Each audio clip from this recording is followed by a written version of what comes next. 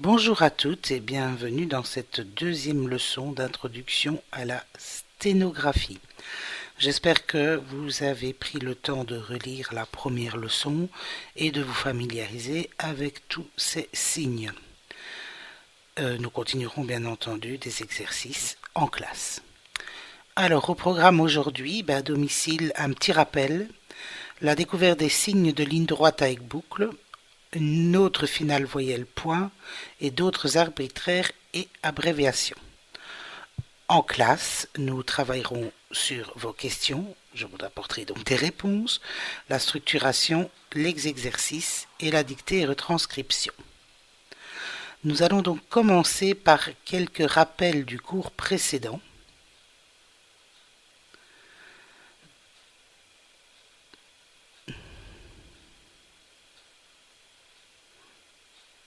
Le premier étant que il existe trois types de signes en sténo.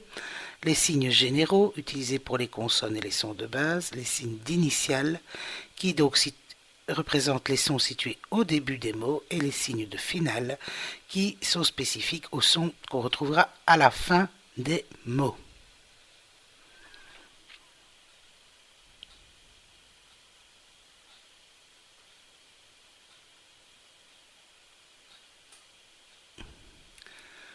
Donc je vous rappelle qu'on va essentiellement représenter les consonnes et que les voyelles simples et les diphtongues ne seront pas représentées lorsqu'elles se trouvent au milieu des mots. Donc comme je dis, on étudiera comment les noter à la fin et au début des mots. Donc le terme d'étoffe se traduira de tef. Alors je vous laisse relire ces quelques définitions.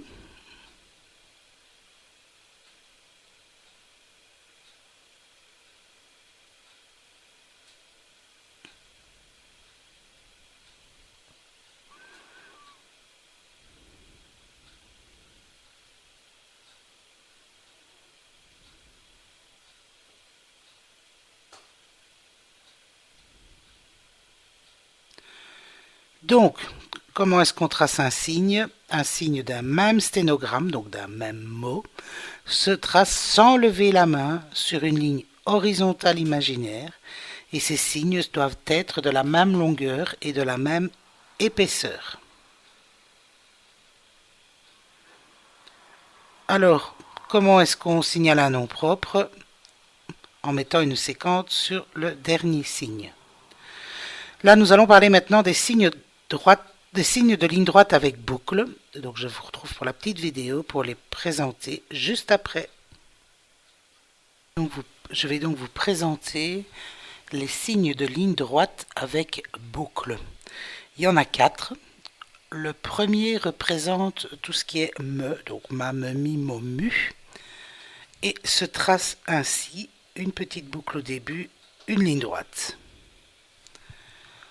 Le deuxième, ça va être tout ce qui est peu, pape, pipo, pu, et se trace ainsi, petite boucle en haut, ligne droite qui descend.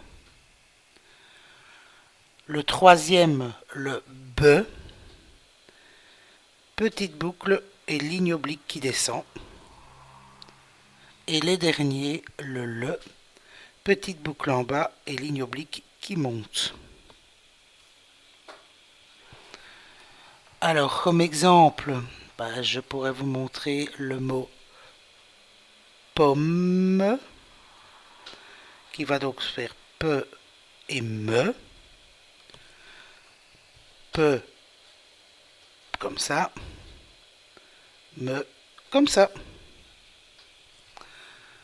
Nous pourrions aussi faire soupe,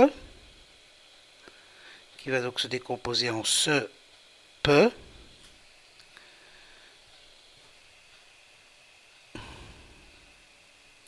Donc le se, qu'on avait déjà vu, et le peu, qu'on vient de voir.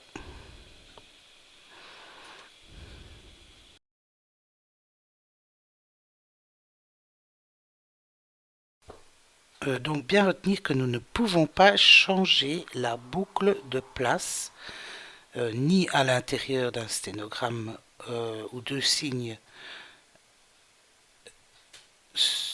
plutôt de la même direction, ni au début.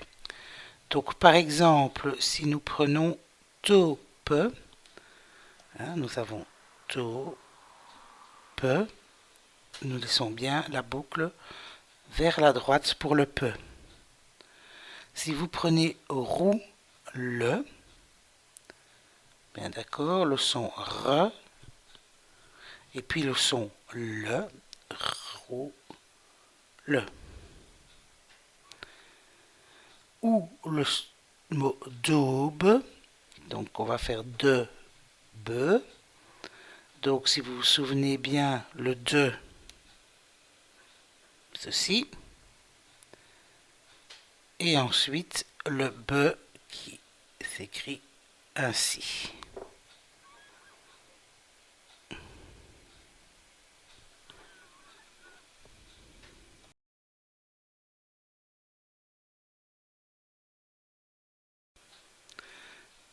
Alors, à l'intérieur d'un sténogramme, la boucle se place toujours à l'extérieur de l'angle formé par deux signes.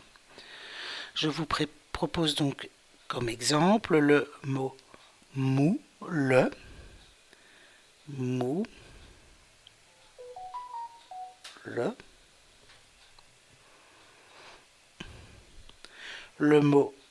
pou, le, donc pou, le, et le nom propre Bapaume, qui est une commune de France. Alors, on va commencer par le be.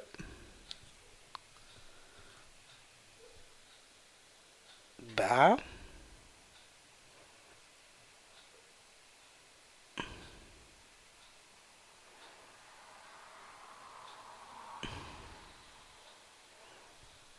Po.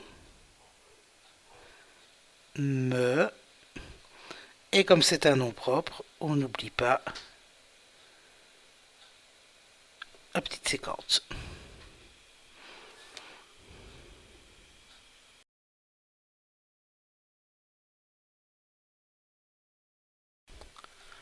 Lorsque les sons be et le, ou le et be se suivent, on ne les écrira pas de façon superposée. Le signe le sera plus incliné que le signe be. Je vous propose 3 exemples. Le premier étant le mot boule, donc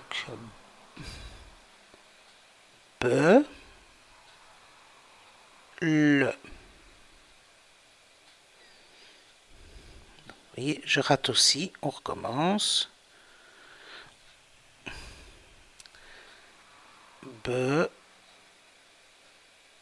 la cloche, le. Je vous propose l'aube, puisque on écrit des sons, ça va s'écrire le be. Je vous rappelle qu'on peut attacher le L apostrophe. Donc, on commence par le et on continue par le be.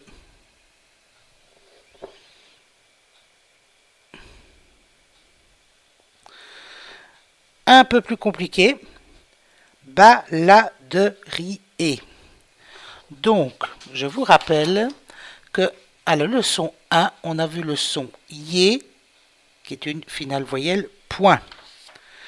Le ba, le be, le de et le re, on les a déjà vus. Donc, be, et puis le, puis le son de, puis le son re, et on termine tout ça avec le petit son ié.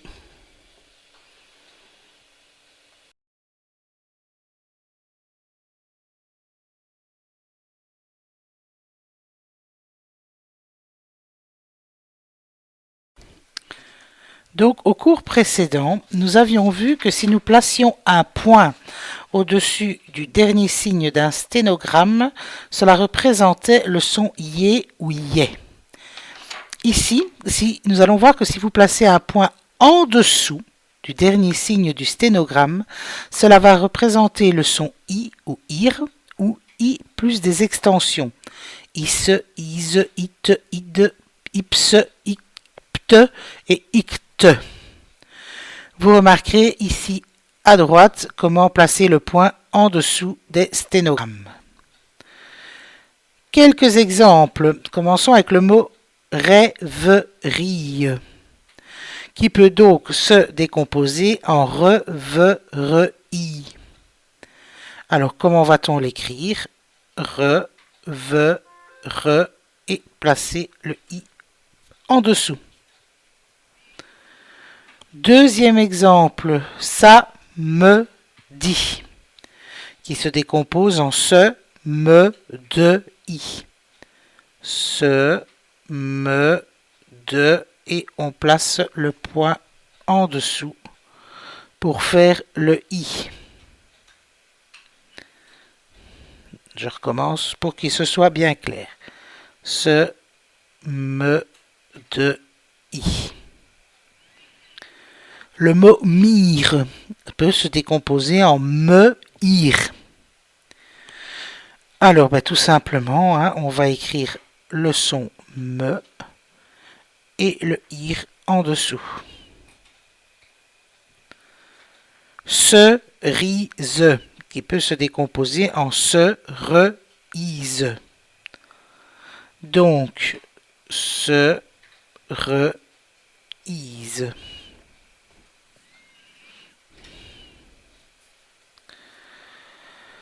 Vite se décompose en ve-it. Ve-it.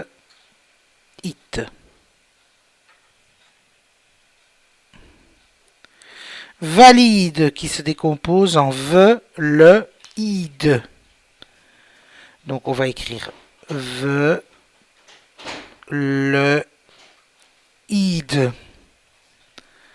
Et nous allons terminer avec le dernier exemple qui sera dicte, qui peut donc se décomposer en de et ict. De, ict.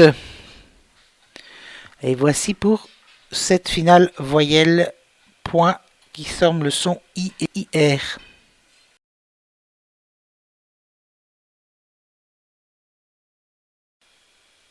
Nous allons clôturer cette deuxième leçon avec quelques abréviations et arbitraires. Tout ce qui est son mai, les miens, mais alors le mois de mai, cela mai, s'écrira comme ça. Deux abréviations très intéressantes pour tout ce qui est prise de notes de courrier, monsieur et messieurs. Monsieur, messieurs. Le pas, que ce soit le pas marché ou le pas de ne pas.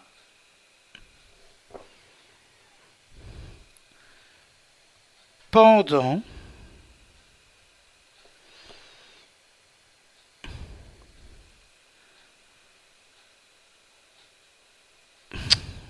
M'excuse, je recommence.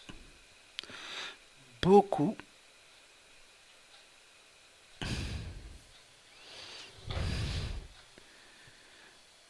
Alors, il ou il au pluriel.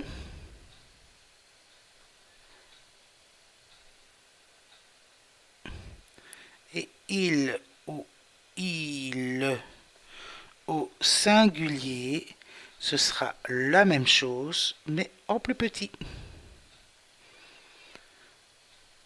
Honneur, dans le style « J'ai l'honneur de vous annoncer que ».